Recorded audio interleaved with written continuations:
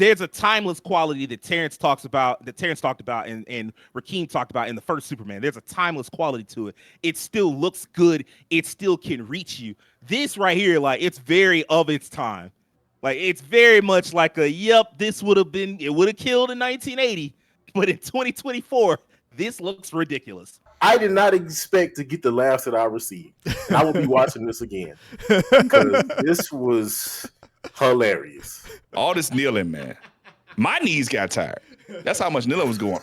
See, the problem was we didn't have Meg Thee Stallion. We need somebody with some strong knees to handle his eye. He's somebody who got them knees strong enough, but he's like, dang, you ain't got kneel no more. How did they get out of the Arctic after Superman lost his powers? He was wearing a jacket like me. You ain't walking around the Arctic wearing a friggin' fall jacket. Get out of here.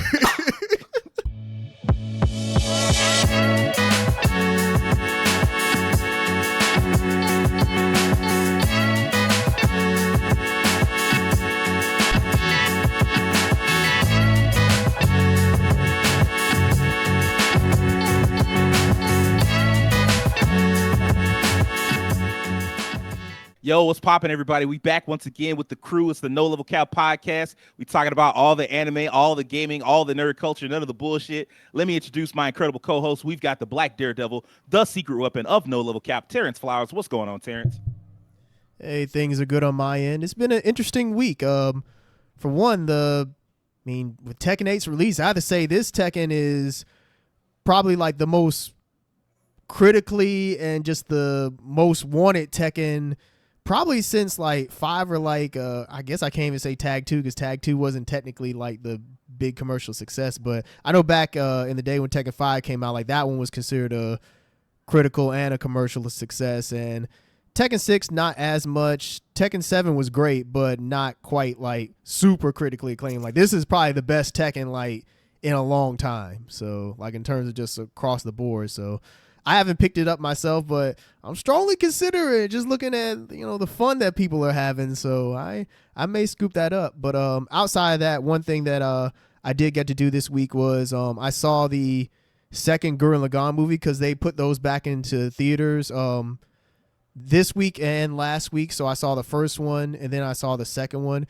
And man, it was good seeing Gurren Lagann again. I haven't seen it in a long time, and just seeing it in movie format just brought a smile to my face and just reminded me how much I enjoyed that series. It was definitely something. Gurren Lagann is over the top and it's goofy, but man, is it such a fun time. So yeah. Is that the last time people cared about Mecha? I don't know if I would say the last time, but maybe. like you mean from a mainstream perspective? Yeah, like I'm sitting here thinking, like Witch from Mercury, that had like its own little moment in the sun. Mm-hmm. I think its ending was a little weak, and so that kind of like gave us some problems. But like, other than that, I can't think of a show, and I might just be having a brain fart, but I can't think of a show that had that kind of impact. Because Code Geass came before Gurren Lagann, if I'm not mistaken. Yeah. And Gundam 00 came before Gurren Lagann, and so like, because they came out around the same time period. Yeah. And so I'm sitting here thinking, I'm like, dang, Gurren Lagann was kind of the last time that there was like a mech that just everybody was talking about. Everybody was, I guess, Darling in the Franxx, but that also had that same kind of start on a high note, and then Yeah, I guess if you're talking like consistently stayed hot throughout the entire time, maybe so. That I can think of off the top of my head. So I mean, hey, if you can't think of anything off the top of your head and you're the mech guy, then I can't. So I mean, no, the mech guy. I'm not the mech guy. I'm trying to be the mech guy, but I'm not up there. So I mean, you might have to ask him. He might know better than me. But yeah. I'm glad you enjoyed it. I think I need to go back and rewatch Gurren Lagann. I might have gave it an unfair look the first time I checked out some of it, and I didn't even finish it. So I definitely should go back and give it a shot. Next up, we've got the living cartoon and the man with the golden voice, Rakeem Beck. What's poppin', Rakeem? Hey guys, another day, another dollar, as I always say every week on this podcast. I have also been dabbling in Tekken 8. I am very happy about its success. I got the game. Got really far into the story mode, the arcade quest. One thing I can say about this game off the top of my head is that it's very content rich, and introduced a lot of new mechanics for returning players to kind of sink their teeth into. I know there's some players still are kind of wary about Heat. I know like the competitive community did not bow the way into Heat when it was first introduced, and some people are still worried about how strong heat smashes are between characters and damage and all those things. But those are things going to be ironed out over the course of this game's lifespan. So I'm not too worried about that. Overall, I'm enjoying the experience. I'm trying to relearn Tekken for myself because I have not played it in a very long time. I did play Tekken 7, but here and there, many moons ago, I'm more into 2D fighters these days, like MK or Grand Blue. So this is a new adjustment for me. And I have to say also, this game has great teaching tools. It tutorializes a lot of things in its arcade quest mode, has a good practice mode, and even has a mode where you can go through replays and like jump into the replays to do things to adjust, which is a feature I'm seeing. I believe Uni 2 also has. That's going to be the next new standard in fighting games. It's amazing how fighting games advance with tech over the course of years. One game does something, and then the others do something. It happened with cinematic story modes, and that's happened with teaching tools and content richness. Overall, I'm just happy that fighting games these days are, for the most part, learning to become more content rich, learn to have better net code, learn to address the issues that fighting games had in the past, and overall, are being received better. There's not every game is built to par. MK had its issues, but I gotta say, I'm happy with Tekken 8, and I'm gonna be playing it in the future. Yeah, I was watching you play Tekken 8 the other night. It was funny because me and Rakeem, of course, roommates, and at one point he just texted the roommate chat and was like, "Hey man, somebody turn my PS5 on. I'm trying to download Tekken 8."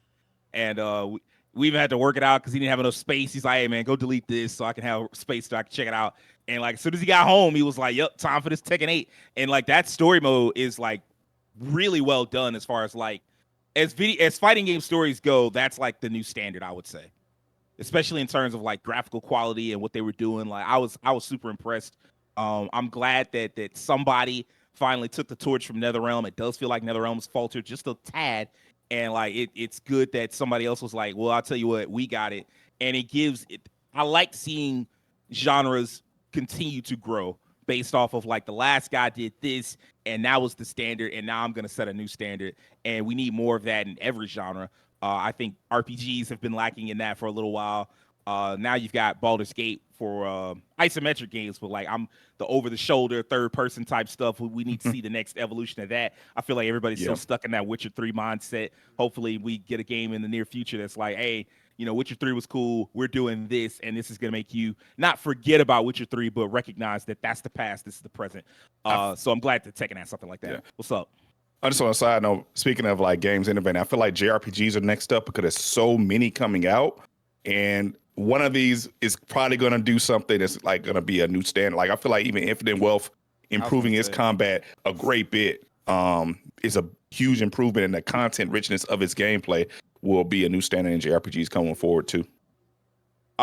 Infinite Wealth is definitely the first thing I would think of, just in terms of like it's managed to incorporate a lot of the things that you would want, that like a lot of JRPG fans say that they want. And in fairness, this game is seemingly performing pretty well. It's shattered every Steam concurrent user record. It's like 3 times, like a Dragon Gaiden was the highest rated Steam concurrent user thus far, and then like this shattered it. It's like 3 times it, a little over 3 times it. So it's done a great job. But like you look at, okay, the turn-based thing, that's what actually JRPG fans say they want turn-based. They brought turn-based back, and they allowed you to like maneuver around in the turn-based so you can get the heat actions from old Yakuza games, which make it a lot of fun. Job systems, which make it possible to do different builds and things like that. That's in there. And then like the thing that people complain about the most in JRPGs is that a lot of times the side quests suck. They're not very good. They tend to be very fetch questy. They aren't memorable. Like you go fight, you beat up like 5 people and then you forget about it after you get like whatever reward.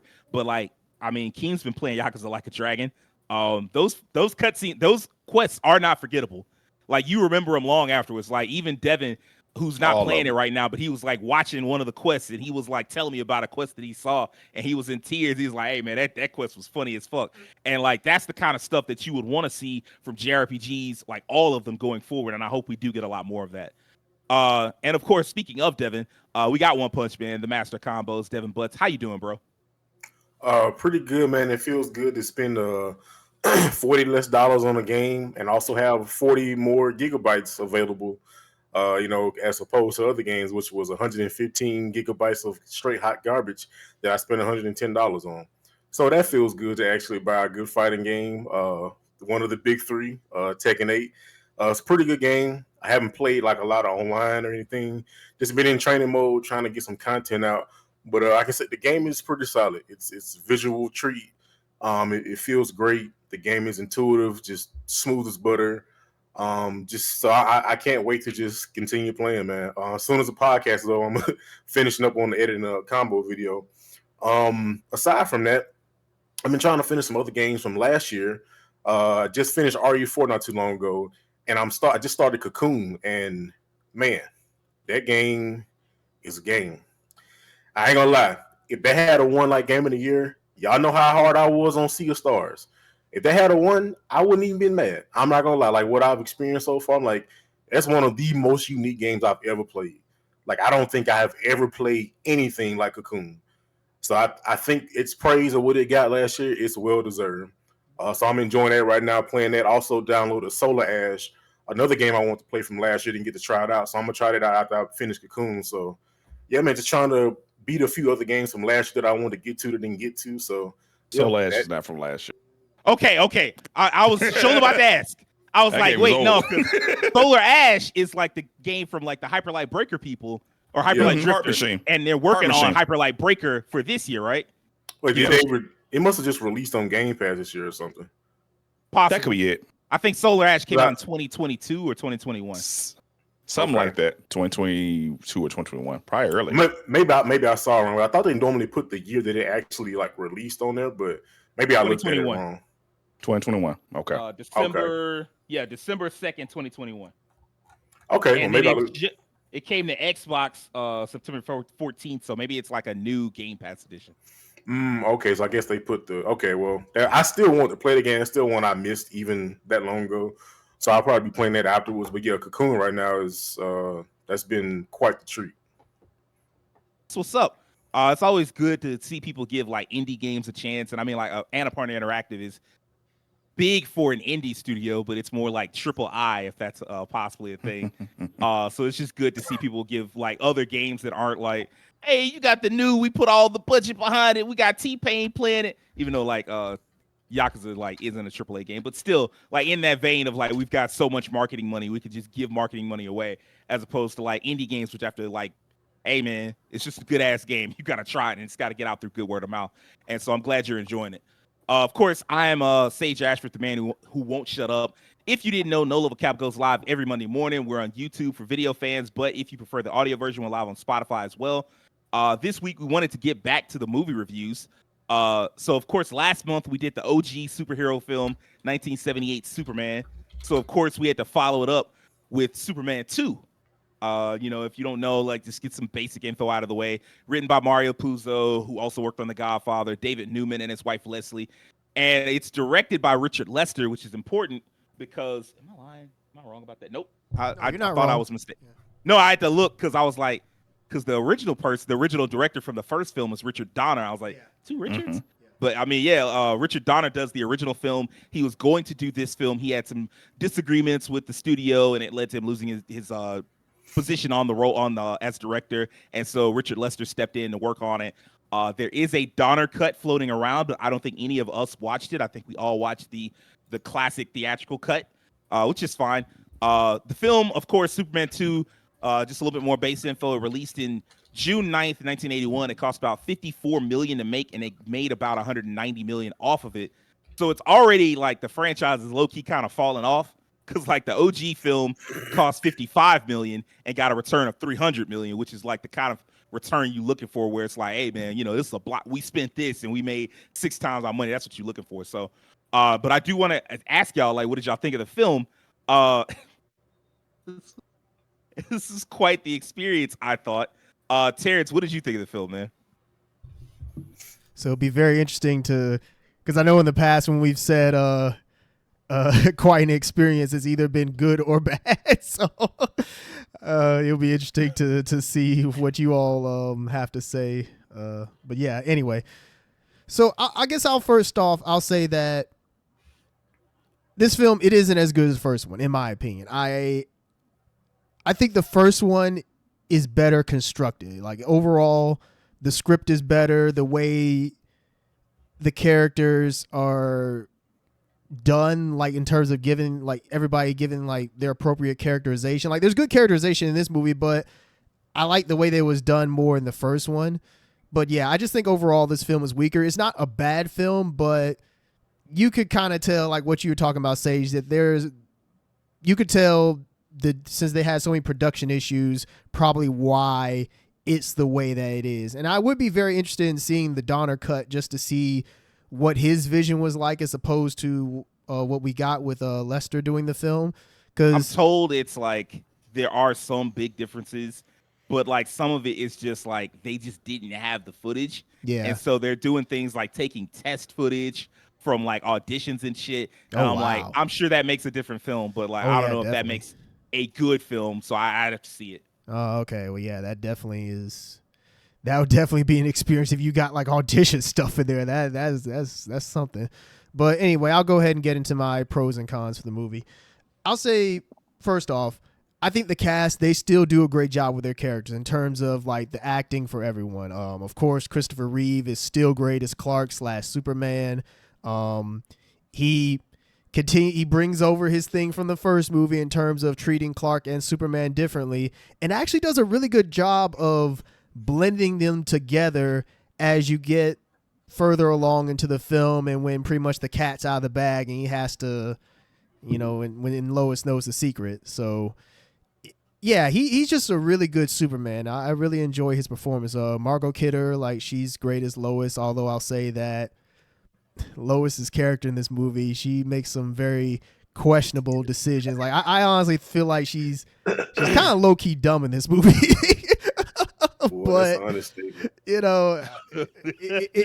is what it is. Terrence Stamp is Zod, man. Like, man, he brings it, man. I just like his energy as Zod. Like, he definitely, like, the whole kneel before Kneel. Zod, just Neil, yeah. are you kneeling yet? Like he Shut does up. he does that character Rise. justice. Now Rise kneel before again. Zod, then kneel Not before kneel Zod. That was gangster. Yeah, he gives the appropriate energy to someone who is an egotistical dictator, essentially. So yeah, I think that he did a great job with it. Like, I have nothing against the cast in this film. I think the effects in terms of like the miniatures and like the explosions and stuff, like, that was well done. Now there's other parts of the effects I'll get to later that I don't think were as well done, but like, yeah, the way, like, there was actually a lot of destruction in this film. Like, it kind of surprised me Man. to the point where I kind of had to think about the discourse with Man of Steel when it came out and people talked about the level of destruction in that film. I was like, well, geez, I don't know. For 1980, this was pretty. It's had a lot of think- destruction in it too. I think it's been a long time since you saw Man of Steel. That's what I think. No, I'm not comparing the two in terms of saying like they're the same, but I'm just saying that, like, for this time, for it being the 80s, like, the level of destruction here is like, There is a lot of destruction here. Yeah. And I mean, like, I mean, it makes sense. Like, these are Yeah. people effectively with the power of gods, and they're just playing with like children and like, toys effectively. Yeah. But like, even when it's happening, it's not taking it seriously on screen. Like, you got somebody trying to eat a damn ice cream cone in the middle of this fight between well. gods. They just sit there. It's people just sitting there chilling, like, yeah, Superman, get him, Superman. I'm like, bro, like, this city is about to be rubble. Like, get out of here. And then, like, Yeah. even when like the Kryptonians decide, oh, we about to lay waste to this place, it's still like, I feel like if you could have driven like all of one block, you'd have been safe. Because they Yeah. just, like, so much of the damage is just localized to just that one little block.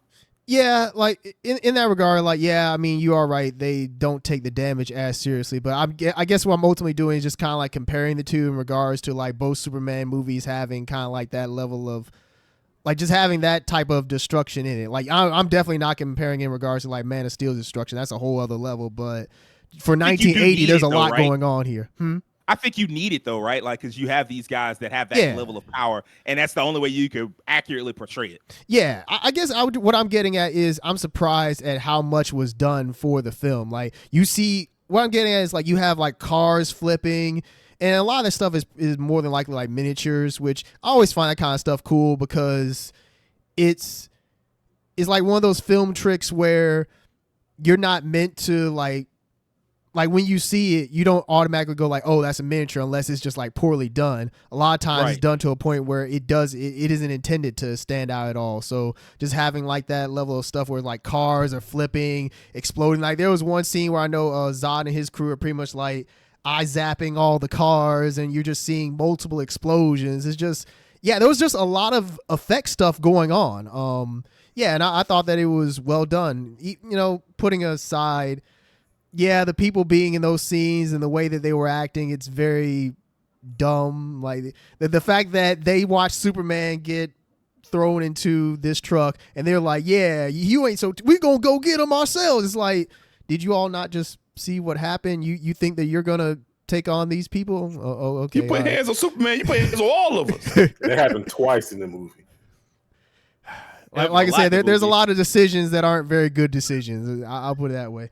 The relationship between Lois and Clark, I think while there are some things I don't like about it, I think for the most part, in terms of how it was handled, I think it was done fairly well. Like you do see that they care for each other, and you can understand why Clark would want to do what he does for Lois in the film, even though it's a dumb decision. But he's drunk on love. Huh? Regretted it immediately. After he got done fucking in them shiny ass silver sheets, he was like, "Why did I do this? Why the fuck did I do this?" Yeah. Like the first thing he does as soon as he leaves, he's like, "Yep, I shouldn't have done this." Yeah, because he was complaining about his back. I don't think that's the moment he realized he should have done it. That boy served him up that 3-piece and that biscuit and that hamburger. That's what I'm talking about. Yeah. I'm talking about. Yeah. The first thing that happens, soon as they get done fucking, he like, all right, let's go, get something to eat or whatever. Ran up into that random ass Trump supporter and got laid out. I'm like, my God, like it was the worst possible decision for you, wasn't it? All right, I'm gonna go ahead and point this out now since we brought this up. How did they get out of the Arctic after Superman lost his powers?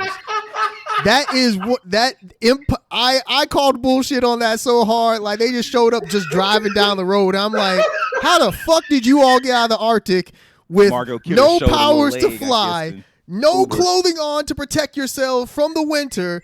There's no Uber cab driver, nothing in the Arctic. How the fuck did you get back to civilization? Broke him. It broke him. The power of love. That definitely threw me for a loop. But love ain't gonna fill that gas tank. I can tell you that right now. In the super cool. How did he walk back to Antarctic? That's the bigger question. That was another question I had too. Well, he was wearing a jacket like me. You ain't walking around the Arctic wearing a friggin' fall jacket. Get out of here.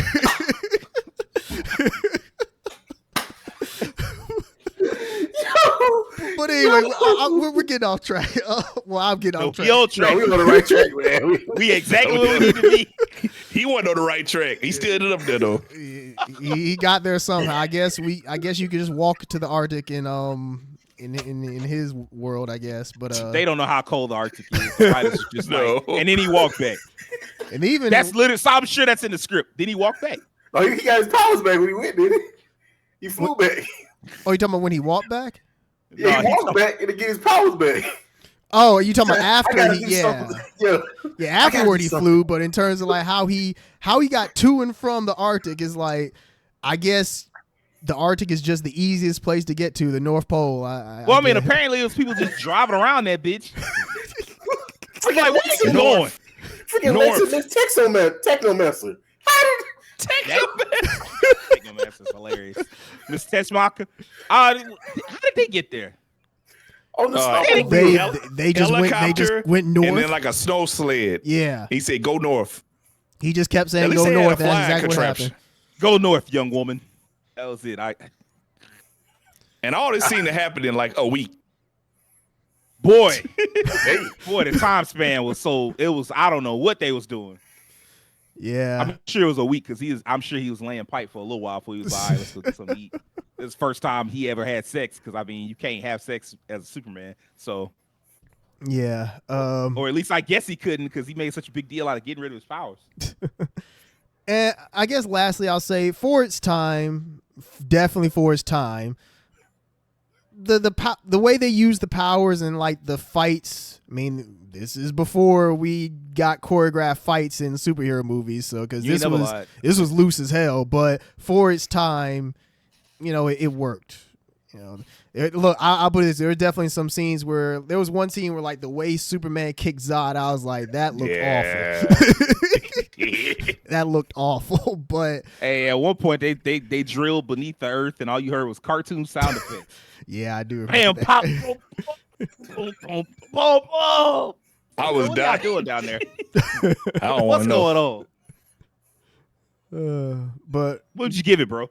well, I guess let me go ahead and real quick get into the cons. Like, for one, there's just way too many contrived plot devices in this film. Like, there's just too many. Like, for one, I don't think Lex needed to be in this film at all. He did not need to be. Like, he only served the purpose of like palling around with Zod and his crew and turning on Superman at the end. Outside it that, made Zod look worse. Yeah, it actually did. Yeah, because like Zod was supposed to be this ruthless dude, but like Lex would come in, talk all this trash, say a bunch of dumb shit, and also Lex's presence is responsible for the worst line that Zod has. Why do you speak to me this way? I know it. You know that I will eliminate you. Hey man, I thought that line was funny. Why did he deliver it like that? It was quite. He's like whispering. I'm like, was hilarious. Like, why would you say this to me, knowing that I would kill you for it? Don't you know I can annihilate your existence? Hey man, it was funny as hell, sir. That's the problem. It was supposed to be like this, like rough. You supposed to be terrified of him, but as soon as he said it, I started laughing. Like, oh no.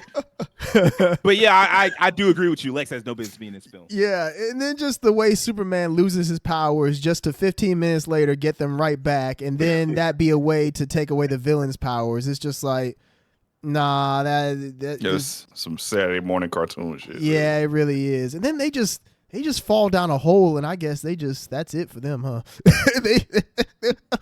They probably died. Shit. I mean, I can only assume that's what happened. And yeah, the green screen effects, man. I'm not even gonna say for its time like this was good, because we just watched the previous film, and those were fine. This one, I don't know what happened. Like maybe just watching it in HD just exposed how bad it was, but still, I feel like I watched the previous movie in HD and it was fine. But this one, there were just certain green screen effects, like some of the flying scenes that were just off. Like I just distinctly remember one within like the first maybe like 20 minutes of the film where the way Superman, like I swear he was kind of like cut off. The way his image kind of like came up from the ground and flew up into the air. I don't know. There was just a lot of green screen stuff that I noticed that was just not as good as the first film. And yeah, lastly, just the fact that Superman doesn't really encounter Zod until like the last 40 minutes of the film. I feel like a lot of the film is spent kind of like hyping up Zod and his crew, and Superman knows nothing about them. They had Superman. It was like he was. I hate to say it because I fuck with Superman, but like he was an L hero in this, man. Yeah, he was so busy macking on Lois badly, getting put in a friend zone and shit, and Zod over here just doing whatever the fuck he wanted to, asking the president to blow him or whatever the fuck he was trying to get going in the White House and shit. Like he told him rise. He told him kneel. What's going on, man? I don't know how many times that man said kneel, but I feel like it was at least 15% of his dialogue. It had to be. It became iconic, so he forced it. As soon as he see, yeah, exactly. It was like he was trying to force a meme, bro. Like he really was trying to make fetch happen in this bitch, because every time he ran into somebody, kneel. I don't care who it was. He met a chop, kneel. He met some militant, kneel. General, kneel. President, kneel. Superman, kneel. Lex Luthor, kneel. Like, bro, like all this kneeling. What's going on? Yeah, you gonna kneel? You gonna kneel before Zod? Pizza delivery man, kneel. Uber driver, kneel. Everybody's knees gonna be aching. Hey man, hey, it's like that Kanye line. It's like, hey, bow until your knees hit your forehead. Hey man, Zod been reading the Bible. He said, "Every tongue shall confess, every knee shall bow." Everyone, I mean all of them. He said, I Yo, took that literally. I took that personal. I took that person. What a villain. Oh man, but That's what he yeah. was doing in the Phantom Zone, reading the Bible. He had to read something. He was trying to get himself together. Oh man, but yeah, in terms of a score, I'd give it a 6. It's not as strong as the first film, and it's not a bad film. There are some enjoyable parts to it, but I just don't think the screenplay is like very strong. It's just not as strong as the first film, and it shows. And yeah, it's one of those movies where I saw it, and I mean, I guess if I want to laugh, maybe I'll watch it again. But nah, I think I'm good. Hey, it's one of the funniest films I've ever seen. I'm not gonna lie to you. I was up here laughing my ass off. I was like, oh, Unintentionally man, I'm funny. having a great time. Yeah, shit. Like the things I'm laughing at, I should not be laughing at, and some of it is due to like the quality of the special effects. But man, I don't know, man. But yeah, I think a 6 is a fair score. That's cool. Rakeem, what would you give it, man? Let me what do you see think my of the film? Let me take a look at my notes. First note I got is the green screen was the MVP for all the wrong reasons. I think I kind of agree with Terrence, man. It was very jarring. There were certain scenes you'd look and you were like, man, that does not look good. And I was thinking like you did, is it the HD under the modern lens? Yeah. Did this not look that bad in theaters? And I definitely had the same vibe because I couldn't quite put my finger on why it was so jarring and why things didn't look that way. And then the combination of the green screen and then like the flight, and then when they tried to do the combat with the flight, it just was not working. It just didn't look good at all. Yeah, he would be And I just know like, we have kinda like floating like. yeah, and I know we have much higher standards for fight choreography, wiring. Crouch Tiger, Hidden Dragon pretty much pushed that to the moon 20 years ago. But even so, like it just was like kind of subpar, and it was the one thing that made me like the one thing I missed from Man of Steel. And Sage can test this. We watched that movie. All we talked about was that freaking fight scene between Superman and the three villains. So like seeing this is like, okay, this is kind of like where that came from originally, but of course they just didn't have the tech and they didn't have the fight choreography on point to kind of deliver a satisfying fight scene. But yeah, overall, even from the beginning of this movie, it kind of started off almost comical, where you come in, you see the flashback to Zod and his cronies sneaking in to wherever they were sneaking. I don't know where they were going to, snapping the guard's neck. I've never seen a guard die so fast in any movie. Like usually when you get to a guard scene, you guys know this, it's usually two guards, they having a conversation or some bullshit, talking about something or talking about their families, and then all of a sudden somebody get got. It take about like 2 to 3 minutes, some weird music come up. It wasn't none of that. It was like one dude standing up here, Zod and cronies was sneaking up on him like Sam Fisher, and they cracked his neck to the side. It was crazy, like Superman, 90 seconds. Superman emblem in the background. It was almost like he looked back there, was like, fuck Superman, what are you gonna do about this? Bro. Yo, I forgot about that scene until you and Devin brought it up. I had to go back and look, man. I immediately bust out laughing. Man, it was comical. It was interesting seeing this one because like as a child, I was really a big fan of Zod as a villain. He just like stood out to me, the kneeling before Zod thing, and Sage just brought up the kneeling. No wonder I couldn't get out of my head. He said it 100 times in this movie. But I always was a big fan of Zod. But I gotta say, like watching this back, I feel like the side characters kind of stood out more, especially the big guy who had like no lines, but his characterization in the film and like how he delivered like the comedy aspects and like things he did. It was almost like a childlike air to this dude. Like, especially the scene with the freaking eye lasers when he was like learning how to use eye lasers. They were like little clever. All right, so this is weird. There's so much illogical stuff in this movie, and there's like little clever things like that, whereas like they don't need an explanation for the eye laser, but this dude actually trained and practiced on the eye lasers over the course of the movie. So when he comes into the scene where he does damage to it, it makes sense. He's been practicing the eye lasers all the damn movie. But yeah, like this, what I didn't like about this movie early on, like as we got started, was that as we move back, where they are now with Lois and Clark, they're in the same kind of situation until later on when things get revealed. Lois putting herself in danger for absolutely no reason was weird as fuck. Like it just didn't. I get she's a journalist, but And I Not don't a know if good I don't know if it's a black person thing or just a regular person thing. When I see somebody do something stupid on screen, I out loud say, "Why are you doing this?" And I think all of us has felt that way watching the movie. She's under this. She's trying to get as close as possible to these terrorists with a hydrogen bomb. And is she trying to disarm the bomb? Is she trying to stop the terrorists single-handedly? I don't think so. I think she's trying to get a scoop, which doesn't make any sense. It was very weird to me. Go ahead, Terrence. What you about to say? Real quick. With the guard that she fooled, the French guard that she fooled in order to get up the stairs to the tower, Yeah. that was hilarious in and of itself, just because my man was just distracted by that translation book so hard for like a good minute, and then he looked back and was like, wait, where's she going? Yo, Stairs. You had to let your imagination kind of fill you in on certain parts of this movie. That was very weird. That kind of was jarring me out to get. I was like, man, she should be smarter than this by now. Like this, like why is she putting herself in dangerous situations like that? Now one thing I did like about this movie was I felt like Lois and Clark character development was pretty solid. You got to really see their relationship expand. You got to see now that the truth was out who was. Lois finally logically thought he was Superman. It was like, hold on, you're always gone. When he shows up, I saw you without the glasses. You look just like him. I'm putting two and two together. I hate the part when she throws herself into the river, because that's like, seriously, that's your plan? Like, he gonna save you by damn near killing yourself? And then like when he, even though he's able, go ahead, Sage. What you about to say?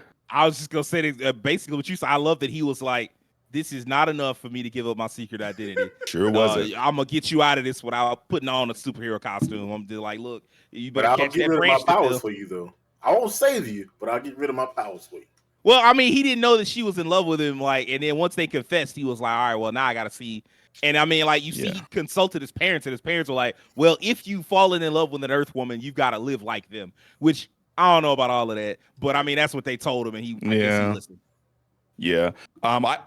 I got it too, like him trying to. I actually kind of like the fact that he kept hiding it while still saving her. I'm like, okay, that's kind of a clever way to do it. But then, like a few minutes later, he puts his hands in the fire and she figures it out anyway. So that kind of, I think that's a problem. Exactly. Like that's one of my things. Is like it defeats the purpose of doing a thing, and then 15 minutes later, it pretty much renders that other thing pointless. It's kind of like with the powers thing, where it's like he gave up his powers just to get them right back. It's like, why? Yeah. I feel like that's like a wasted plot device. If you're going to put all that pressure on a plot device, the payoff should be stronger than just a few minutes later we undo what we just did. Exactly. So that was a little weird. But I did like how the relationship developed. I feel like they have really good chemistry. And that was what held this movie together. Because this movie was way more about their relationship than any other superhero shenanigans that was going on. It was about his willingness to give up everything he had was destined to be to live the life he actually wanted with this woman. I thought that was kind of compelling. I just thought it was kind of silly how when he made this life-altering decision, he immediately gets in a fight with a dude. He's so powerless. He's like, I'm going to walk back to Antarctica to get these powers back because this ain't working out for me. You know what, Lois? I don't like you that much. I like you that much because I'm trying to save you, but I don't like you that much. You know what I mean? I need these powers. I need a little strength. It was kind of weird how when Zod got there, they went to Houston. They thought the planet was called Houston, and they go to this farm, super southern area. Of course, they go to the most southern part of the United States ever, to this small town and attack and take over. Then they find out about the White House and instantly take that over. And he's that like, was the most likable they were in the film. Like when they went to that southern town and just started like beating up rednecks, I was like, that ain't all bad. Oh my God. But then he takes over the United States. And then he's like, I took over the world. I'm like, man, this is an American-centric film. I'm like, bro, you have not taken over the world. There's several other countries. Do they know what's going on? If you see, he said the whole world saw me. So, I mean, I guess. I will at least give them credit that the president did have a line where he mentioned, like, after consulting with other leaders in other countries, we've decided to give it over to Zod. So at least they acknowledge them in some way. They did have that line. I agree. But like, I'm with Rakeem because it was just as simple. It was just as simple as Rakeem described it. Like when Rakeem was like, they went to this southern town and started fucking shit up. and then they took over the United States. It was just like that. Yeah. There was not very much build up. Like there is some stuff, but like for the most part, it was just like, and then I did this, and it's like, but like, did anybody get in your way? Not really. Yeah, it was a very that was kind of a weird transition for me, but overall I kind of like the villain group to a degree. I like that they had these different kind of elements to them. Zod is general. The lady who was kind of like his number two, like she was the clear number two. Whatever somebody came to him, they had to come to her first. And she was like kind of aggressive and vicious. And you had the other guy who was the biggest one, but he was more playful and kind of like almost had a childlike element to him.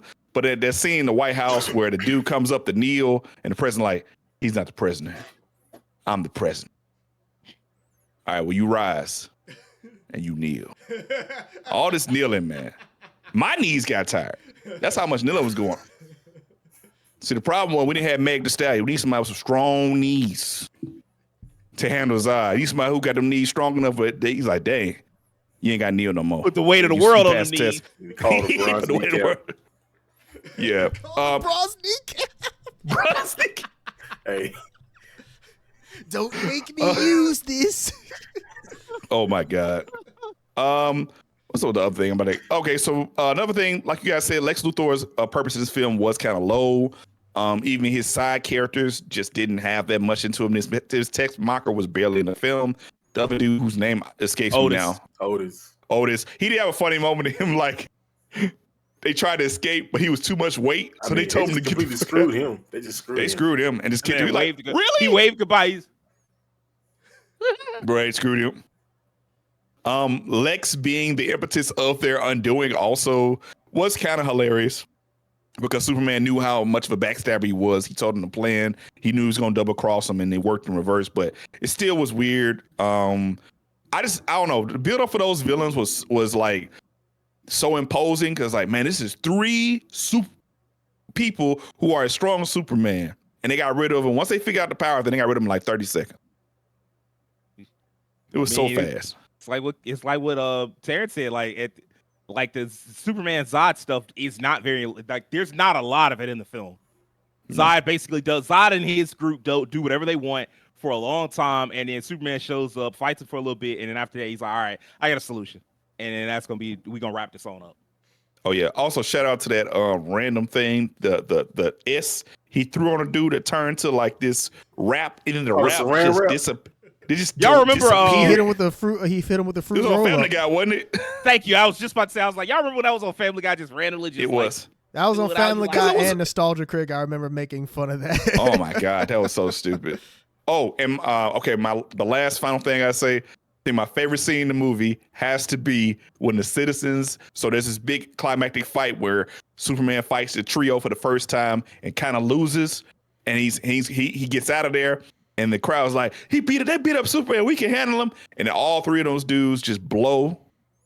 And just the biggest freaking windstorm, the most comical cartoon show windstorm, Acme windstorm you've ever seen. I'm telling you, that was when the dude was trying to eat the ice cream for whatever reason. I'm like, why aren't you running? Like, the city is being destroyed, and you just out here like... Ice cream hit himself in the face like, oh, my ice cream. I'm like, yo, life, get out of there. Like, what are you doing? Bro, and then the people just casually like, hey, Superman, you're running away, man. He trash. He's soft. He ain't nothing. I will say, what if they didn't go back to the Fortress of Solitude and instead just wrecked everything? Like, I guess he knew that they were going to follow him. Because he was technically the only real threat to them. Yeah, but it's just one of those things. Like he just fled and he didn't really like lead them on in any kind of way. So it's like imagine Superman was just there at the Fortress of Solitude, just waiting. It's like any moment now, any and minute they just like laid waste to the rest of the earth, and then they showed up at the Fortress of Solitude. Even if it was just Metropolis, like they just eradicated every life in Metropolis. Like, all right, now we're gonna go get him. Like, bro, what you did? Like, you let everybody die. Yeah, then it really would be mad. Yeah. Pretty much. So just to wrap things up, so you guys kind of covered, Terrence covered a lot of the same points I was going to bring up. So overall, I thought the movie was just okay. There were comedic points I liked. I always liked Zod. He's probably one of my favorite Superman villains, and the group itself. Just the concept of like Superman versus his own kind was always very interesting to me. I think the execution wasn't that well done. I think it had a lot of technical issues with like some of the choreography, some of the green screen stuff. It kind of was jarring. There was a lot more emphasis on the relationship dynamic, which at parts was good, but there were also parts where kind of dragged and it didn't make sense at the end where he kissed her and she lost her memory. And yeah, Boy, he that just was kept coming up with new powers, didn't he? it was they would just make stuff up by the end, and like I get it. Super but forget felt it. Like, I think the one problem with this movie overall, and we brought it up, is that they build stakes and then they immediately like throw the stakes away. Like Superman loses his powers, he gets his butt kicked one time, goes and gets them back. Lois and Clark finally have their moment to build their relationship. He gives up everything for her, and there's this emotional battle between them and like figuring it out. And he removes her memory of everything, and everything goes back to like it was. So like the stakes are removed, so it just doesn't feel like. It almost feels like those retcons in movies were like, oh, it was all a dream. Go back to what you were doing before. Effectively, that's what happened. Yeah, He's like retconned it at the end. So like when you're watching, it's like why even get invested in something if everything that happened that really mattered just got undone anyway. So yeah, I think probably just okay, 6.5, maybe a 7. That's how I feel about it. So we got 2, 6, well, a 6 and a 6.5. So I mean, like this, one thing I noticed watching Superman 2 is that Superman 2 shows you why there wasn't much action in Superman 1. Because it all looks fucking terrible. Like all the action in Superman 1, Superman 2 looks bad. Like, and I mean, there's so much of it, and which makes it even worse that it all like there may be a shot or two here that looks decent, but by and large, most of the shots look really bad. And there's so much of it, so you're like constantly looking at scenes. Like you know how I said earlier, like man, this is one of the funniest movies I've seen in a while. And I'm not supposed to be laughing, but like the way that some of the action scenes are shot. And like the way the special effects look just have me in tears. I do like the miniature stuff, but like even anytime there's a scene with Zod and the group, I'm like, what the fuck is going on? Like, and also, I will say this. Okay, so this was their idea of destruction. I agree with Terrence on that. Like, it just because like when you look at the destruction, there's not a lot of it because like I said, like it feels like if you got in your car and drove maybe a block, maybe 2 blocks. You probably wouldn't even know what the fuck was going on because like they were just stuck on that one little area they were fighting Superman in. But like this was their idea of like we gonna waste the city, like, and maybe we should have stuck with that instead of Man of Steel, where it's like fucking apocalyptic 2012 type. What's some of those other the day after, like all those Roland Emmerich movies where it's like a disaster fucking film and shit like that, and it's like a Superman movie should never be that. That's too much because it's like at that point, what's the point of him having those powers? He's not that useful. Like, well, he saved everybody else from dying, yeah, but like he not for that. Okay, you can have other heroes fail, and it's like, oh well, you did save some people, you didn't save everybody, but Superman needs to save as many people as possible, and like Man of Steel kind of bungled that, and this.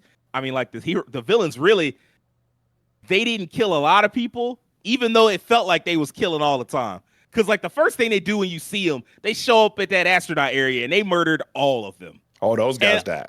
And I mean, they was like ruthless about it too. And she like Non shows up. Oh, no, not Non. Ursa. Ursa shows up and sees the dude with the astronaut suit on. She's like, oh, what's all this? And what's this punk ass symbol you got on? Rip. And the dude just suffocates immediately. She looked down like, yeah, you was a bitch. And then just moves on. And then Zod finds a dude, some Russian dude. He hooked up to like an oxygen tank. He was like, yep, none of that. Snap, let the dude die. And then rip the fucking spaceship apart. And like, I was like, okay, this is still silly. But for the 80s, like, holy shit, what a what a brutal introduction to these people. And it immediately gets across like, okay, these were horrible people. Like all of them, they deserve the Phantom Zone. Like just in case you were wondering, if you were doubting how horrible they were, which if you've seen that scene at the beginning, funny as it was, where he snapped the neck, it's like, well, yeah, they were horrible. But like now you really know. And then they come to Earth, and then like at first it's kind of funny what they did with like the little rednecks and shit, where it's like, oh, okay, you want to do like the hand, like let's just do the arm wrestling, and Ursa broke the dude's arm, just like, hey, yeah, get out of here. I'm like, oh, okay. And then like fucking with the cops, fucking with Boss Hogg and his partner and shit. I was like, I mean, I guess sure. But like then the U.S. military shows up, and my God, Sure did. my God, like all of it looks bad, but they're just like fucking murdering people left and right, and it's very much like old school dub Dragon Ball Z. I can see their parachutes. Like, man, none of them people would have lived, bro. They would have all died. Like that one scene where they like knocked the Jeep over, and well, no, they threw the Jeep through a building, and then like some of the people fell out the Jeep, and then a couple of people made it through the Jeep, and the Jeep went through the wall, and then they fell out. I'm like, dead as fucking. The dude got up like, you okay? I'm like, hell no, he's dead. This is fake. He's dead. You're having a hallucination. Your friend, he's in pieces now. Like, there's no way you survive some shit like that. And then like they went to the White House. And some of the funniest action shit. There's one point where they like, dude smacked him and he knocks the rocket launcher upwards. The rocket hits the chandelier. The chandelier falls on him. Like, is this Superman or is this like the Three Stooges? What the fuck is happening right now? And like all of that. And they was selling it as hard as they could. Like, hey man, these are people that you shouldn't fuck with. But I still couldn't help laughing just because like how the scene, it just don't look the same to us. Like, there's a timeless quality that Terrence talked about, and Rakeem talked about in the first Superman. There's a timeless quality to it. It still looks good. It still can reach you. This right here, like, it's very of its time.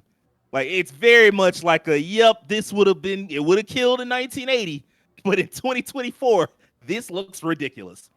Like some of this is that it's a very Silver Age movie. The way Lois acts is very much out of a very classic old school comic book called Superman's Girlfriend, Lois Lane, where she just acts silly constantly to get opportunities as like a journalist or to prove that Clark Kent is Superman. Like, so much of the way she behaves, it's like, if you don't get the fuck out of here, like no rational human being would do this. Like, I don't care if you did like you just ripped the glasses off, be like, bitch, you Superman, stop lying to me. Like, that would be more reasonable than some of the shit she did, where she's like, hey, I fell into this like rushing rapids, and I'm gonna let you save me. And Clark smartly was like, no, why would I do that? There's so many ways. Like, I have Superman's powers. I have the powers of a god. Do you know how many ways I can save you without putting on a costume? I'm not doing it. You'll be all right. Even like the powers that the Kryptonians get, they very Silver Age. I don't know where the fuck them lasers from the fingers came from. I'm like, what the fuck y'all learned at the key blast? Well, that's supposed to be telekinesis. Cause I feel like they were holding people in the air with them. Yeah, and then they had telekinesis because, like, at one point they took the gun from the dude. He was like, I'm gonna use my heat vision, and then I'm gonna use the heat vision to bring it to him. I'm like, Superman ain't never had this power. What the fuck going on? Like, and I have to remember that this film, in fact, I think the entire franchise, if not the entire franchise, definitely the first three, all came out before Crisis on Infinite Earths, where they kind of gave Superman a reset. They weakened him. They clarified his powers a bunch more. They brought him more down to earth and made everything more reasonable instead of like silly and over the top. And like all of this happened before then. And so like what you're dealing with is all the Silver Age. Why the fuck you got all this nonsense? Like the super forget it bitch powers. Like at the end of the film where he's just like, hey, come here, forget it, bitch. It's over. Like, you don't need to remember. Don't worry about it that I'm Clark Kent because it ain't working out. Speaking of, I did not like that scene. The scene where he like not the kiss scene, the scene where he got his ass beat. I ain't like that. Like, because it made it look like really he not shit without his powers. And it's one thing for him to get his ass beat, but the way he sounded so defeated and just like as if he had forgotten all the morals and all the goodness that his parents instilled in him. He was like, as soon as he got punched, he was like, fuck. And Lois is like, it's cool. Like, I fell in love with you. And he was like, yeah, I know. I just wish he was here right now. Like, and I'm like, dang, like you stopped believing in yourself after one punch. You got hit one time. Like, I don't like that. Like that. If that's who you are without your powers, that's who you are. Like, if you got to have the powers of a god to have your confidence, then you don't have any confidence. And like, I've seen versions of Superman where he didn't have his powers, and the essence of Superman, the part of you where you like, I walk through the fire for a dude like that. Like, if I was a hero, like I'm following a hero like that. That essence was still in him even when he didn't have his powers. And to see him look so downtrodden and defeated and just basically bitched out, like the loss, like you can lose a fight. That's okay. Like, he is a regular dude. Now, should you be losing to this truck driver? Probably not. I'm sure he smoked by 80 packs a day, and your ass was a corn-fed farm boy, so you really should have been able to take him. But like, so did Lois. I mean, everybody was getting their ass beat in this film. So they really were. But I mean, like, should you have been lost that fight? No, but like, it's okay that you lost. You just can't sound like that. You can't give up that quickly. Like, that's not it. Like, if he had lost, or even like, if he had lost the fight and been like, yeah, it's cool, we just go get out of here, and then happened to see the shit on TV where you're like, damn. I mean, like, losing a fight is one thing, but I can't be out here just like Zod doing this. And that part was also weird because Zod, most of the film, like, it would be one thing if there was no way for him to get his powers back. And like he couldn't fight, he didn't go fight Zod because he literally couldn't. That would have been one thing, but that's not what happened. He just didn't know Zod existed for like 90% of this film. And finally at the end, he was like, oh shit, what the fuck been going on this planet? Man, I really should have looked into this instead of trying to bang Margot Kidder. Like, bro, like, why don't you know these things? Why don't you have like information? Like, you ain't got no supercomputer, no nothing feeding you information. You just. Why would he be able to hear anything? I think he said he heard them or he knew something about them, didn't he? At the end, right before he went back. I know what you're He talking just didn't about, listen. but he didn't want to Did he say believe that? it. He said, Yeah. I don't know if it was specifically pertaining to them, but he said, I know what you're taling about, Devin, because he's like, Yeah, he I said he heard just them, but I listen. didn't want to. Yeah, I didn't want to listen or something. Too busy out there, Lois, man. Man, said, look, I've been trying to get. What's up, Key?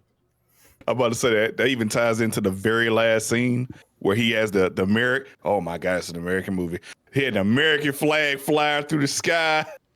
Hey, He goes back to the White House at the top on it. Not just and he's like, yeah.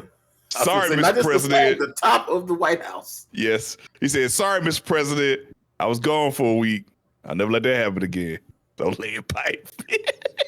hey, man. Well, one thing you gotta remember. Back in the day, this is not true. They've been changed it, but like back in the day, that man stood for truth, justice, and the American way. That's what he stood for. And damn it, he was an American. I'm like, man, we don't get that shit out of here. Like, get back to work, boy. Like, the whole film just made me want to go, get back to work, boy. Like, it's too much. And even the romance, like, I see what they was trying to do. But the problem is, far too often, it felt like she had zero interest in Clark Kent. Yeah. And if there's no interest in Clark Kent and you turn yourself into Clark Kent, how is she really interested in you? Like, she was interested in Superman. And at some point, they should have sold us on the idea of, like, the actual love triangle. Like, the comics did a good job of this later on, definitely in, like, the late 70s and 80s and definitely in the 90s. The comics did a good job of selling us on the idea of Lois being in love with both of them. And so, like, when he reveals his identity, it's like, oh, well, you know, I guess that solves my problem because, I mean, I was in love with both sides of you anyway, so I love all of you. It's another thing when it's like, oh, I love Superman. This was more like Black Cat in Spider-Man, where she, like, loves Spider-Man, but she didn't give a fuck about Peter Parker, like, to the point where at one point she, like, he took off his mask and Black Cat was like, hey, put that shit back on, like, right now. I put it back on, Peter. Like, there's actual comic book panel of that. One of them, like, and then like another universe, he did it. She like threw up. So like that, and it was close. Yeah, I know, right? That's an extreme reaction, but it's a lot closer to that than this, where it's like she doesn't give Clark the time of day. Like, she's cool with him. They're friends, and she says it a bunch of times. Like, yeah, you know, of course I care about you as a friend. And it's like, oh shit. Well, I mean, like, so you basically gave up your superpowers just to get out the friend zone? Like, hey, buddy, it ain't worth it. Go crush a couple of coals and turn them into some diamonds, be a millionaire, like, whatever, like, but drown your sorrows in something else, because, like, this ain't gonna get it. So I don't know. Like, he agrees with you. And yeah, then I mean, like, I think at that point he realized, like, him not having powers, like, it affected more than just his personal life. Like, he had a duty with those powers. He owed a duty to the other people. And so, like, you can't just introduce somebody like Superman and then just like disappear. That's what I guess that's what he ultimately thought. He's like, yeah, you know what? I don't really need to protect people anymore. Like, dude, you set a precedent. You can't just throw that out the window. all for some. I mean, like, I understand, but like you can't. You can balance it out. You can try to find a balance, but you can't just give up your powers entirely. It's too much nonsense going on in the world. And I'm told in the Donner cut, because I mean, like, I feel like I read this in like the Wikipedia. In the Donner cut, actually, like, he doing that, getting his powers back, actually destroyed the Fortress of Solitude. Like, getting his powers back, he had to like take on the knowledge of his father, like, personally, and that's what gave him his powers back. And it kind of like completed Jor-El's prophecy of like how the father would become the son and shit like that. Like that's what it was. And then like I don't think that's in this at all. Am I right? No, No. you're right. Only thing that happens in this is the crystal. Yeah, and then he finds because the crystal. yeah, I was gonna say I know Marlon Brando, like all his stuff pretty much got cut, and that was one of those huge production issues as to why a lot of the footage is different from what Donner's vision was versus Lester, because it's like Marlon Brando was like, "You're not gonna use me at all." Yeah, so there's a scene, and I'm gonna just read it just so y'all can see what I'm talking about. Knowing that humanity is helpless, Clark returns to the fortress to reverse the transformation. Having anticipated this decision, Jor-El's AI reveals it has been programmed to deal with this situation by sacrificing the remaining Kryptonian energy it needs to operate. In other words, like that thing that he does where he goes back and talks to his parents, ain't no more of that shit. Like Right. if you want to be Superman again, you got to get that up. To restore Clark's superpowers, it must be joined with him, fulfilling the Kryptonian prophecy concerning the father becoming the son, resulting in the true death of Jor-El and rendering the Fortress of Solitude inoperable. I think that would have been cooler. I do too. Yeah.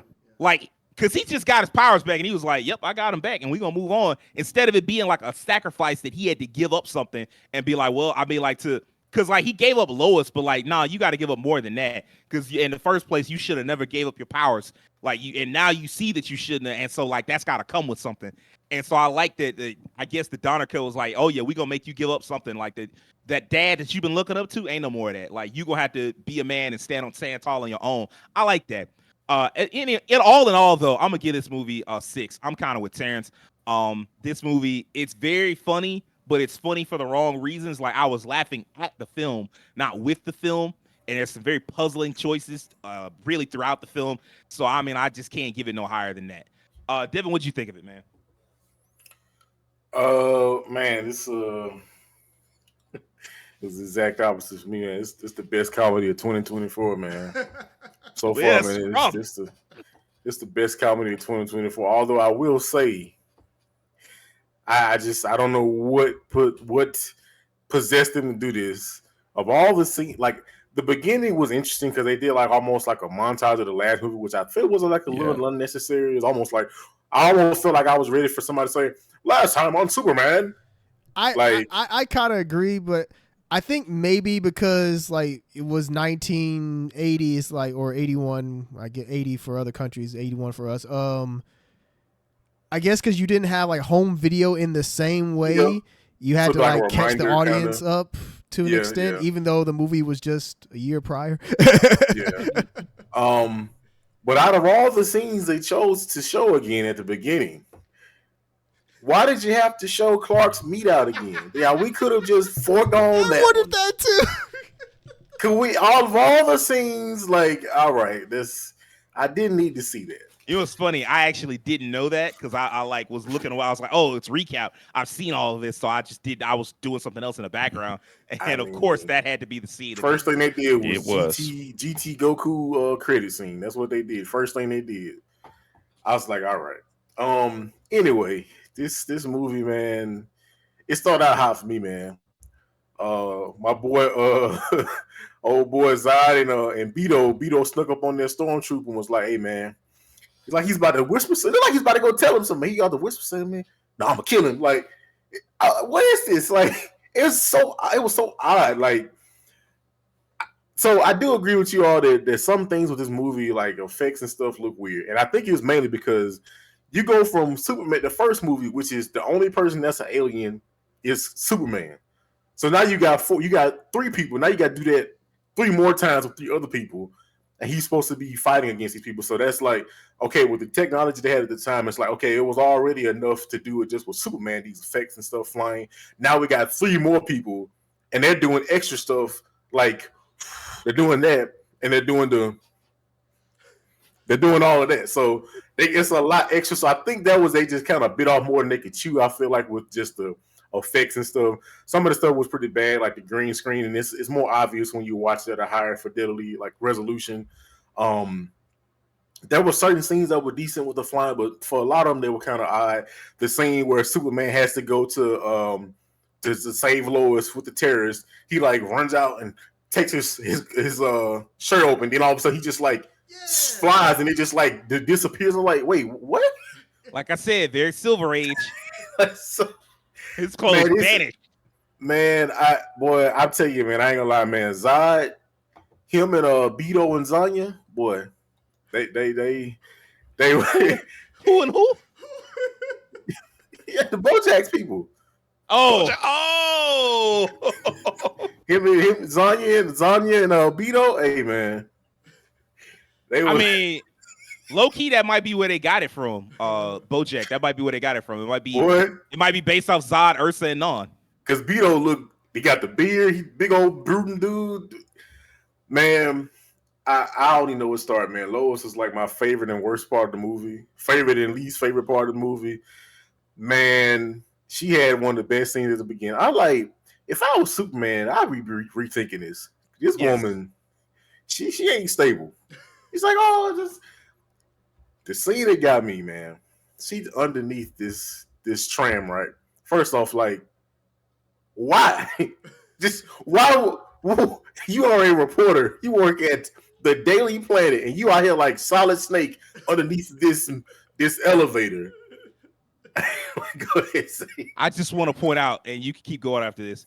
In another country, like Yes. you're not even in America. You Yes. over there in France doing all this Solid Yes. Snake. She bullshit. went no comprende to one of the people in fucking France. Bruh, yo, she was underneath that lift. She was like, what? She's a Pulitzer. Remember? Then she was like, Capital Nobel. P. She said Nobel Peace Prize. She's like, capital N, little O, little B. I was like, no, casket, capital C, little A, little S. That's what she finna. Tombstone, capital T, little O. That's what she finna have if you keep up these antics. Superman get there in the nick of time, like always. He's like, instead of him being like, Lois, why are you What here? the hell He's you like, doing? He's like, I think this is your floor, right, Lois? I'm like, bro, no, stop all that lovey-dovey. Tell this woman to go sit down somewhere. He's like, I think this is your floor, right, Lois? Like, bro. It's not the time for jokes. Like, yo, I'm just like, man, this movie, man, and it's like the definite Lois. If you look up whipped, or what's the other word I'm looking for? Hen I pit?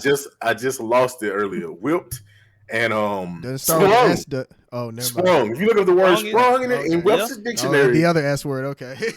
there is a picture of Lois Lane. This version in particular, because my goodness. Also, Terrence, why does she look like Miss Britton, our librarian from our high school? For some reason, I was like, what? Anyway. So, it's 11 because you know I'm telling the truth. I'm just like, that scene where they went to that little like the little love, the hotel and stuff, like they thought they was like, oh, the newlyweds, and Lois is just like, whatever. Boy, when she was out there, one of the funniest scenes. Superman. The kid out there, first off, parents, watch your children. Oh, hey, mom, look at me. Did they grab him once? I think Did they they grab him did. once? Like, No. hey, cut that shit out. No, his mom, they were looking at something. They were not paying Oh wait, their that was a kid different any child attention. actually. I They- think. These dumbass kids. God dang, No, y'all ain't trying to live.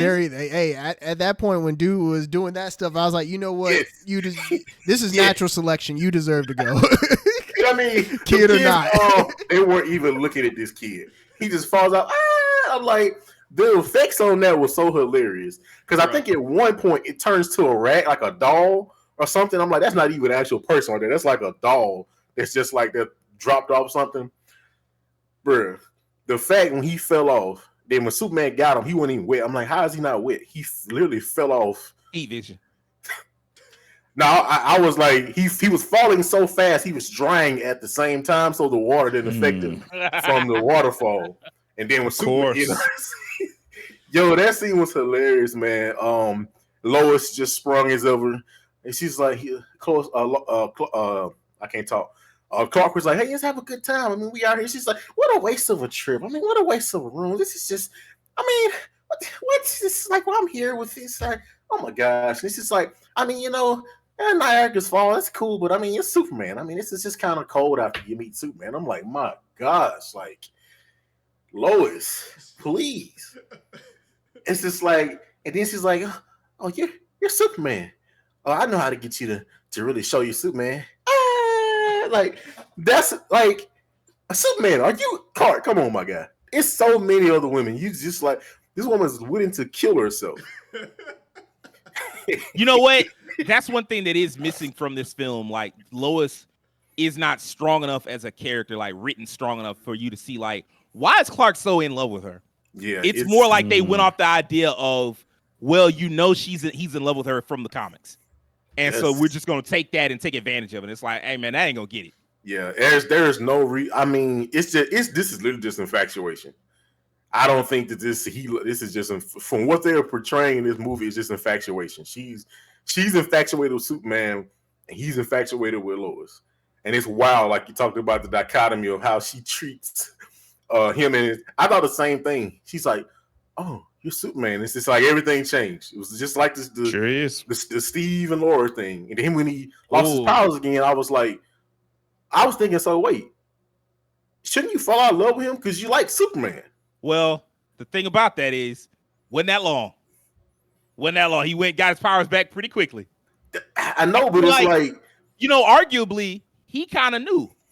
Because as soon as he got knocked on his ass, she was like, oh, well, you know, that you still the man. She said she had some line about being the man. And he was like, I wish he was here right now. He kind of knew in the back of his mind, like, if I ain't got these powers, it ain't gonna be long. Yeah. And I'm just like, man, it's just like, he was just like, it wasn't even like no real reluctancy for him to go like in the chamber. He was like, hey man, Lois pushing P, man. I got these powers. Get him out of here, man. And I was just like, yeah. And then, of course, like Terrence brought up the fact, like, how did they get back? How did y'all get back? How did Batman get back to Gotham in Dark Knight Rises? That's Batman. Are you talking about after the Batwing blew up at the end? No, like when he did the training shit.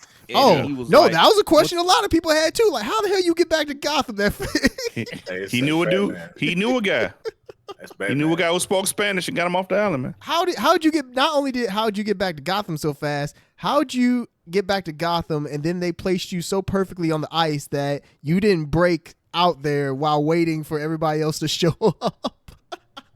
Batman, man. That's the answer. Right?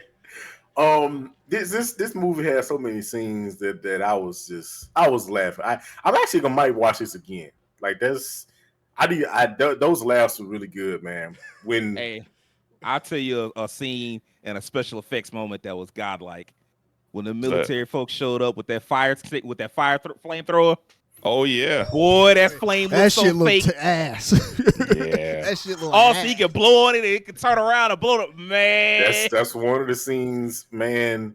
So that whole scene. So they also I'm not gonna say a callback to Dragon Ball because I guess this Dragon Ball would be a callback to this. Yes. When they landed, it was just like Raditz landing at the farmer. I was like, they did the whole. He wasn't a farmer, but he was a fisher, so it was the same vibe had on the hat. I'm like, they did that's the same thing they just did. Zod out there walking on water. What's her name? Ursa. She finds a snake. Oh, what's a primitive creature? He's like, gotcha. And she's like, it just burns the snake. You would think she wouldn't even felt it. That's what I was thinking. I'm like, wait a minute. Hold on now. You ain't breathing out in space. You ripping a guy's NASA symbol off and then just kicked him, just punched him for no reason. But a snake? And then Beto goes over there and picks up the snake and just that I was like, boy, them laser beam effects, I was just like, this is top-notch content, man. Like, yo, when they was in the road, they ran across Broken Skull, bro. I was in tears. Cops? Yes. When they ran across Andy Griffin and his deputy, bro, I was in tears, man. I'm telling you, it's Boss Hogg from Dukes of Hazzard. Bro, they was in the road. He's like, get out of the way. He's like, well, I can tell you right now, they're from Los Angeles. I'm like, yo, real quick. My man brought out a shotgun to go confront them, not a regular handgun. Y'all thought I was joking when I said I was in support of Zod and them for a second, because like their answer to like, "Hey, get out the road," was shot. Was murdering. Like, Yeah. But it was like the RDC World skit about like police training. Well, like the police Bro. will actually try to do something like, "What are you doing? Put your gun out first." What's It's wild like, is what? what's wild is Zod was like, what did he say? Move aside. He's like, you order me, right? You just order me? Oh, it's on now. He gonna give his shotgun to him. It's like, wait, why me? Go out there, boy. You gotta learn it. You gotta learn how to go out there and do, get aggressive with him. get to Like, work. all right, bro. When Beto came over there and picked that car up, and that sheriff did the best rock Stone Cold Stunner sale I ever seen. The car shook and it didn't even like he started moving after the car shook. He was like, I'm like, what the bro? You were so late. You were like 2 seconds late. The car done been landed. He's like, I'm like, yo, he must have learned from the rock because that was a good sale right there, man. It was a little late. Yeah. It was a little late, but that was a good sale. I was like, yo, they got to the town, man. They was in the arm wrestling. The dudes like, come on, sit them buns down over here. And she was like, let's hold hands. She's like, let me know if this tickles. And then she's just she just throws him through the building. He's like, I think she broke my arm. The other guy comes with it. All right, Toots, you about to be spitting teeth. I'm like, yo, this script is it's beautiful, man. It went. And he Was died. 0-100 I'm like, real all quick. those people should have died, bro. Yo, that scene in the town, man, that was hilarious, man. The craziest thing about this scene was one, the army showing up with one vehicle. The rest of them walking. So where'd y'all walk from? Is the army base that close? They still one vehicle. It's America, so yeah. And the rest of them guys were walking. How did y'all get here this fast? I'm talking about the guys in the car. They like Dukes of Hazzard. They like Fast and Furious. They skirting everywhere. And then Beto, he hits them with the eye laser, and it does nothing. It like explodes, but they still driving. Then he hits them again. They swerve off the road and hit a ramp like Fast and the Furious or Burnout. And it's like, wait, why was that so perfectly placed there? What is happening? We can't just say they killed everybody, even though the part about that scene that got me the most, I don't know if anybody knows. Did y'all see how Zod, when he was like, I'm on television, he was like, I'm on television, Neil. Like when they had him on the camera, he was kind of like, He's on the catwalk. yo. And now the new They had collection, to make sure kneeling his shape before was Zod. right. Hey, that was hilarious, man. But I will say I didn't notice this too, and I think it was either Sage or Terrence mentioned this, how it was a lot of like kind of haphazard like scenes where it almost felt like I was watching the film be filmed. Like this wasn't cohesive. It's just like people, the way they were delivering lines and just the random nonsense going on. It's like it's almost like I'm on set watching this instead of actually watching it being filmed. It just looked very like unorganized. It was just a lot of stuff going on. It's just like it was a very unorganized movie and a lot of scenes, chaos, which a lot of them films have chaos, but it seemed like, okay, it's cohesive enough, it's put together, it's filmed correctly, but it just looked like it wasn't filmed correctly. With and on top of that, with the bad effects being paired with it, it was just like this looked like a beta. It's like a beta film. This don't look like the actual film you go to, like. This is like I paid $2 to go see this. But yeah, this was a man. I mean, Lex Luthor. I will say like it kind of was like unnecessary. Like they showed him get they prison break with Miss Technomancer. Otis just getting screwed over. It's like, oh, he's too heavy. So wait, you didn't make precautions for this? Like you knew you were picking both of them up. So why wouldn't you just have the thing to accommodate both of them? It's not my problem. I'm only here to save Lex. I guess. And then he was talking to her like she's a doggone husky, like North. I'm like, all right, North it is, I guess. And it's actually weird because I think they did. You know what? I think they did the same thing the first movie did, except with the Kryptonians. This Zod was basically the replacement crew for Lex in the first movie. Because if you think about it, Urza was basically Miss Technomancer. That was his second in command. And Otis is, I don't even remember the guy's name, the big guy. Non. No, so it's like he's a big oaf. He just kind of like he's kind of strong, but it's like whatever. She's really the one that's more sensible, more intelligent. And I feel like they kind of just translated that differently. The romance, the scene where it's just wild. I'm like, man, Superman, you got to get your priorities straight, my guy.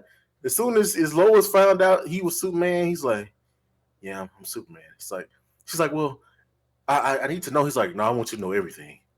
Come back to my place.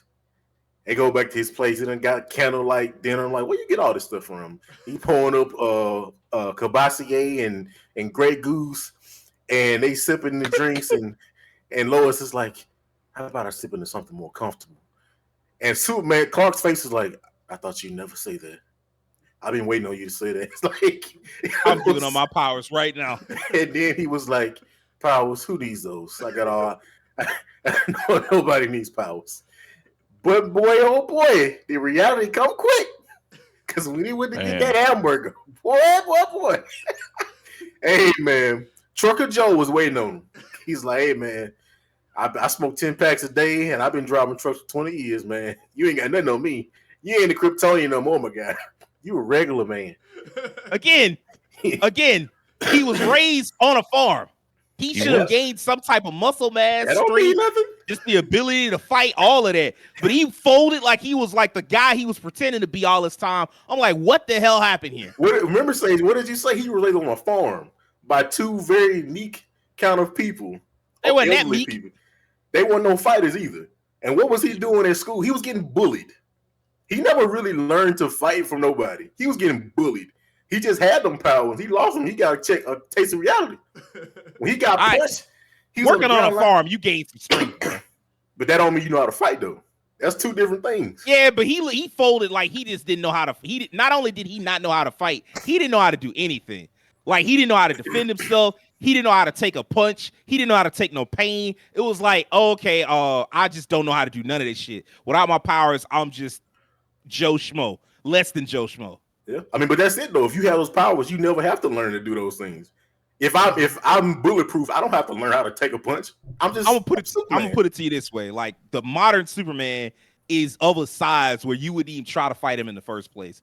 But I guess this that old school Superman. And this was the more campy days too. Yeah, yes. I understand what you're getting at, Sage, because it's kind of like Captain America, like our Captain, like MCU Captain America, where even when he didn't have his powers, he was still that at his core, still the type of guy that would face danger regardless. And that's the kind of guy that Clark should have been, but he wasn't. Though, right? Huh? No, he wasn't no soldier. They kept rejecting him because he was so tiny. Yeah.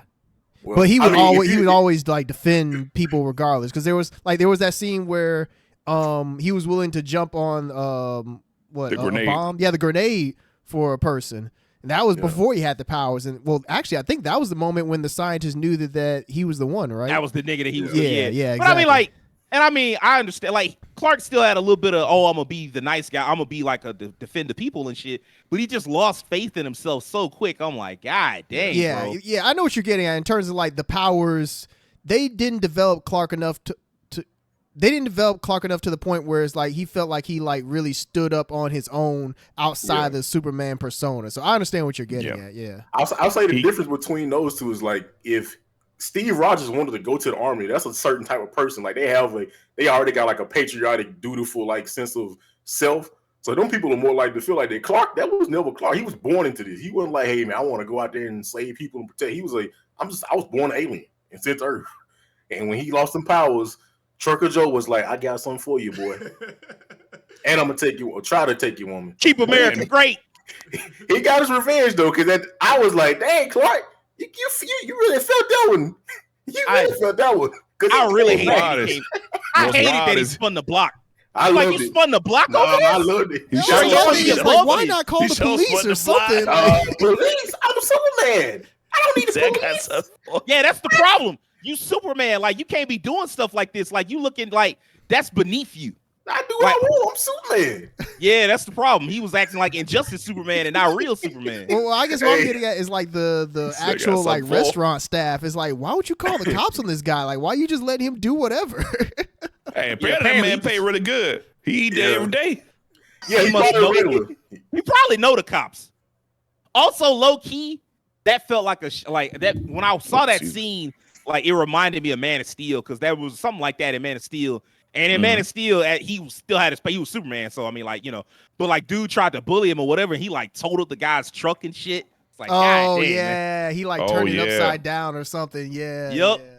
Man, this. Oh, I forgot about that scene. Yeah, that did happen. Yeah, this movie for me, man. I ain't gonna lie, it was the first movie. I think I actually really enjoyed this movie a lot more than the first movie. Of course, for reasons maybe not what they should have been. It's a superhero movie. Really shouldn't be laughing as much as laugh here and there. But I can't lie, it made me laugh so much. I gotta give it his credit, man. The scene where they went to the Fortress of Solitude, Superman got his powers back, somehow walked back to Antarctica. How? Who knows? But he gets there. Zod, he goes back to try to fight Zod and the trio. He leaves. Everybody's like, man, Superman, I knew you weren't nothing. Little black kid like, man, he ain't even doing nothing, man. Why you leaving, man? Like, them black kids are killing me. he ain't doing nothing, man. Hey, you know what? Fortress. I prefer this black representation to the last one because the last one was just some dude in a pimp outfit. Like, hey, man, that's a nice suit, man. That's smooth, brother. I'm like, oh, bro, get this caricature off the screen. I was a little confused at first because I was like, they were like, no, okay, this is another one that was like, there's no way y'all wrote this in the script. When Superman and Lex were talking about maybe 4 feet from the trio, the Kryptonian trio. So clearly, none of them had super hearing. That's clearly. Exactly. And I was like, hey, we're gonna do the things like, I'm like, bro, this don't even look like what? Why are we whispering? What is happening? I know clearly he wanted them to do exactly that situation, but it did look really, really goofy. It's just like it looked goofy. I'm like, okay, this is just, Lex and Winnie got the hair again. I guess like, why are you just? Is that like a persona you just like doing with the toupee? It's a man piece. Okay, you gotta have it. But they get up there. Superman throws a saran wrap on what's his name, Non. Lex Luthor turns on the oven in 475 for about 3 minutes, and everybody else loses their powers, and Superman gets, he's cool. I was just like, Lois get her revenge. She's like, oh, you're a pain in the neck. It's just like, all right, this is. Because he tried to punch it the first time. Yeah. Like, oh, my head. She's like, oh, you regular now? I got something for you. Oh, I've been waiting on this. I know it worked on y'all because it worked on Clark. Fire! Man, it's just so much for this movie. I think the last thing I'm going to end on, the ending scene, well, the going to get the revenge of the trucker was hilarious. This orders to go.